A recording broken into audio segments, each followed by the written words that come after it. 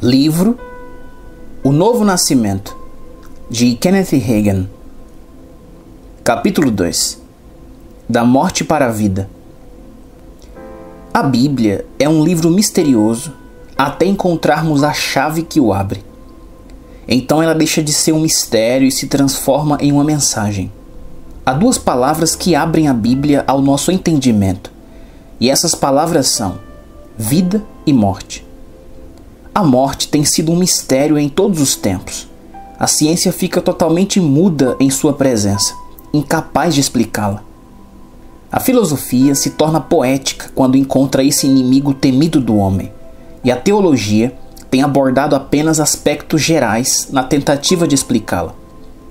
A morte, o inimigo que nos persegue, iniciou sua obra no nascimento da raça humana e a tem acompanhado ao longo do fluir dos séculos até o presente momento.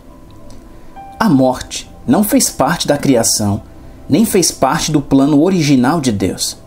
De fato, a morte física é um inimigo de Deus e um inimigo do homem. A Bíblia diz em 1 Coríntios 15:26 que a morte física é o último inimigo que será colocado debaixo dos nossos pés. Antes que possamos entender a natureza da morte, porém precisamos entender a natureza do homem. O homem não é um ser físico, ele é espírito. Na verdade, o homem é um espírito que possui uma alma e vive em um corpo. 1 Tessalonicenses 5:23. Quando Jesus disse a Nicodemos: "Importa-vos nascer de novo", João 3:7, Nicodemos estava pensando naturalmente e perguntou: "Como pode um homem nascer sendo velho? Pode porventura voltar ao ventre materno e nascer segunda vez?" E Jesus explicou: "O que é nascido da carne é carne, e o que é nascido do Espírito é Espírito." João 3:4 e 6. O novo nascimento é o renascimento do espírito humano. O verdadeiro homem é espírito. O espírito opera através da alma, o intelecto, as emoções e a vontade do homem. E a alma, por sua vez, opera através do corpo físico. Ora, o homem, que é espírito, e sua alma vivem em um corpo físico. Na morte física, o homem e sua alma deixam o corpo físico e vão para o lar eterno. Em Lucas 16, do 19 ao 24, Cristo nos deu a experiência do homem rico e Lázaro. Ora, havia certo homem rico que se vestia de púrpura e de linho finíssimo, e que todos os dias se regalava esplendidamente. Havia também certo mendigo chamado Lázaro, coberto de chagas, que jazia à porta daquele, e desejava alimentar-se das migalhas que caíam da mesa do rico. E até os cães vinham lamber-lhe as úlceras. Aconteceu morrer o mendigo e ser levado pelos anjos para o seio de Abraão. Morreu também o rico e foi sepultado. No inferno, estando em tormentos, levantou os olhos e viu ao longe Abraão e Lázaro no seu seio.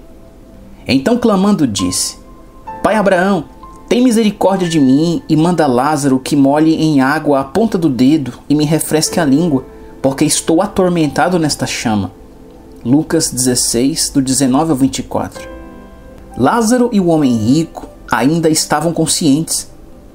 O homem não morre como um animal, como algumas pessoas gostariam que você acreditasse.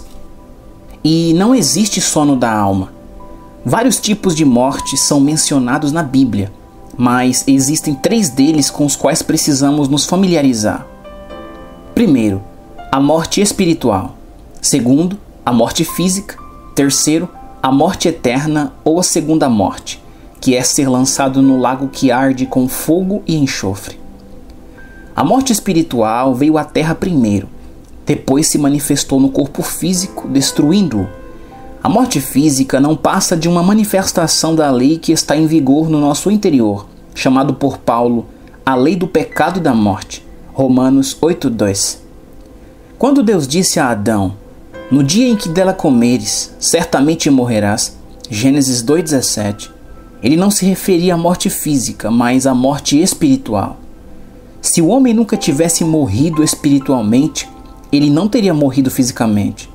A morte espiritual significa separação de Deus. No momento em que Adão pecou, ele foi separado de Deus. Quando Deus veio ao jardim na viração do dia, como era seu costume, para andar e conversar com Adão, e chamou: Onde estás? Adão disse: Me escondi. Gênesis 3, 9 e 10. Ele estava separado de Deus. O homem agora está unido ao diabo. Ele é um proscrito, um fora da lei, expulso do jardim sem nenhuma base legal para se aproximar de Deus. Ele não responde mais ao chamado de Deus, apenas à sua nova natureza ou ao seu novo Senhor. O homem é mais que um transgressor. Ele é mais que um violador da lei e um pecador. O homem é espiritualmente um filho do diabo e ele participa da natureza de seu pai. Isso explica por que o homem não pode ser salvo pela sua conduta. Ele precisa nascer de novo. Se o homem não fosse um filho do diabo, então poderia simplesmente adotar o tipo certo de conduta e estaria tudo bem. Mesmo que adote uma boa conduta, ele ainda é um filho do diabo e irá para o inferno quando morrer, para o lago que arde com fogo e enxofre, que é a segunda morte. O homem não pode ficar na presença de Deus na condição que está, porque ele tem em si a natureza de seu pai, o diabo.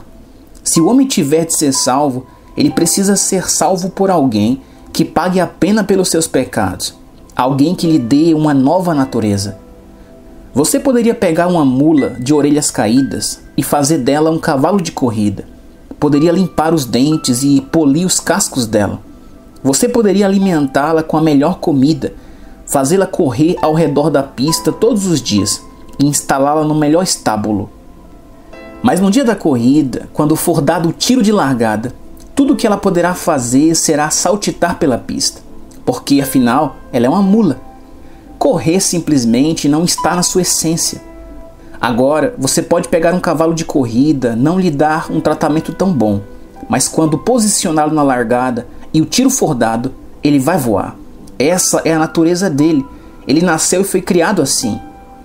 Para a velha mula se tornar um cavalo de corrida, ela teria de nascer de novo, e isso é impossível. O homem, porém, que é um espírito vivendo em um corpo, pode renascer. Sua natureza pode ser transformada. Ele pode se tornar uma nova criatura em Cristo Jesus. Não importa o quanto o homem se torne bem educado, quantos títulos ele tenha, quanto dinheiro ele possua, o quanto ele se dedique à assistência social, nem o quanto seja religioso. O homem não pode estar na presença de Deus. Sua natureza é a natureza errada. O homem está perdido hoje, não por causa do que ele faz, mas por causa do que ele é. O que ele faz é resultado do que ele é. O homem precisa da vida de Deus porque ele está espiritualmente morto. Mas graças sejam dadas a Deus, porque Cristo nos redimiu da morte espiritual. Porque assim como o Pai tem vida em si mesmo, também concedeu ao Filho ter vida em si mesmo. João 5,26. O novo homem, Jesus Cristo, não tinha morte em si. Ele não nasceu como nós nascemos. Não tinha a natureza espiritual da morte, do diabo, nele.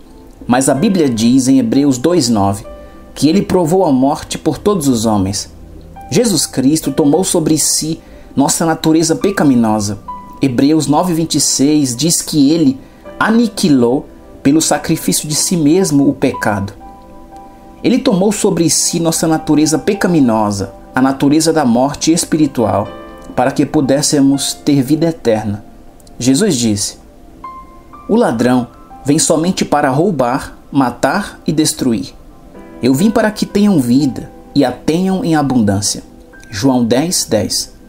E também: em verdade vos digo, quem ouve a minha palavra e crê naquele que me enviou, tem a vida eterna. Não entra em juízo, mas passou da morte para a vida. João 5,24. Jesus veio para nos redimir da morte espiritual. Adão foi banido da árvore da vida por causa de sua rejeição à palavra de Deus. De acordo com Apocalipse 2,7, todos os que agora aceitam e obedecem à palavra de Deus são trazidos de volta à árvore da vida. O novo nascimento não acontece gradualmente. Ele é instantâneo. Ele é o dom de Deus recebido no instante em que cremos. Efésios 2,1 diz que aqueles que estavam mortos em delitos e pecados, esta é a morte espiritual, foram vivificados por Deus e receberam vida da parte dele.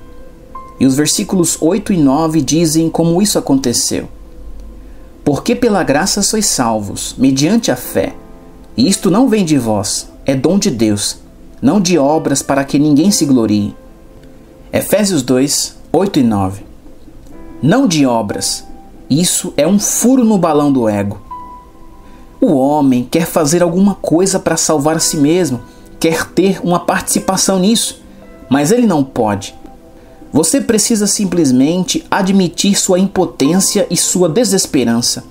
Precisa admitir que você é exatamente o que a Bíblia diz, um pecador perdido. Então você pode vir e aceitar o que Cristo conquistou para você, um dom. Você passou da morte espiritual para a vida espiritual? Deus é seu Pai? Você pode olhar para o céu e dizer, Deus Pai?